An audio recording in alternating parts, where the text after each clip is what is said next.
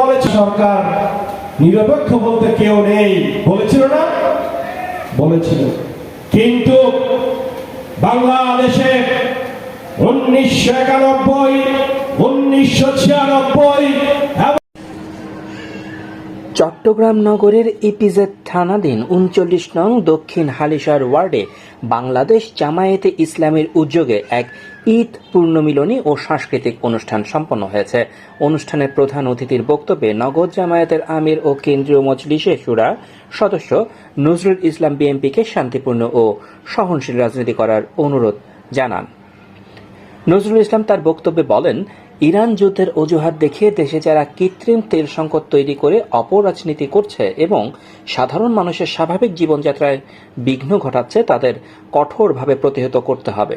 তিনি সরকারের প্রতি আহ্বান জানিয়ে বলেন, দ্রুত আইনের প্রতি শ্রদ্ধাশীল হয়ে গণভোট ও জুলাই সনদ বাস্তবায়নের লক্ষ্যে সব পক্ষকে সাথে নিয়ে কাজ করতে হবে। জাতীয় স্বার্থে কোনো অনিয়ম বা নিয়মের ব্যতিক্রম ঘটলে জামায়াতে ইসলামী জনগণকে সাথে নিয়ে পুনরায় রাজপথে নামতে দ্বিধা করবে না।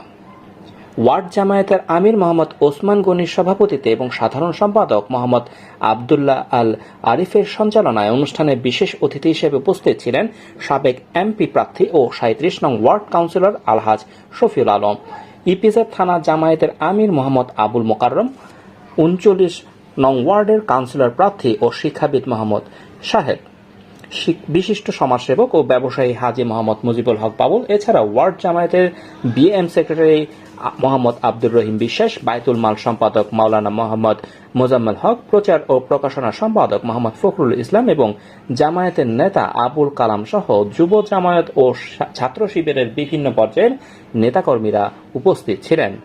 আলোচনা সভা শেষে সন্ধ্যায় এক মনোজ্ঞ সাংস্কৃতিক অনুষ্ঠান অনুষ্ঠিত হয়। এতে দেশ সাংস্কৃতিক সংগঠনের শিল্পীরা দেশাত্মবোধক ও ইসলামিক সঙ্গীত পরিবেশন করেন, যা উপস্থিত দর্শকদের মুগ্ধ করতে পেরেছিলাম।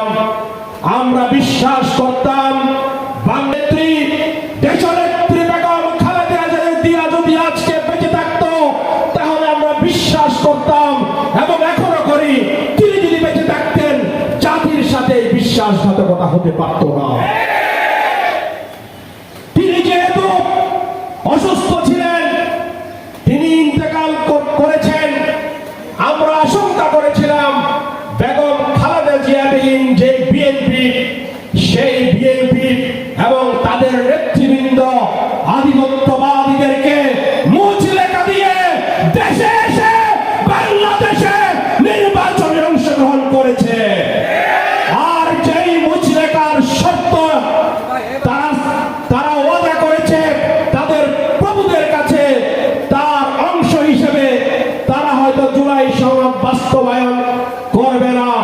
এই সংসদীয় নির্বাচনের পূর্বেই গণভোট অনুষ্ঠিত হতে হবে।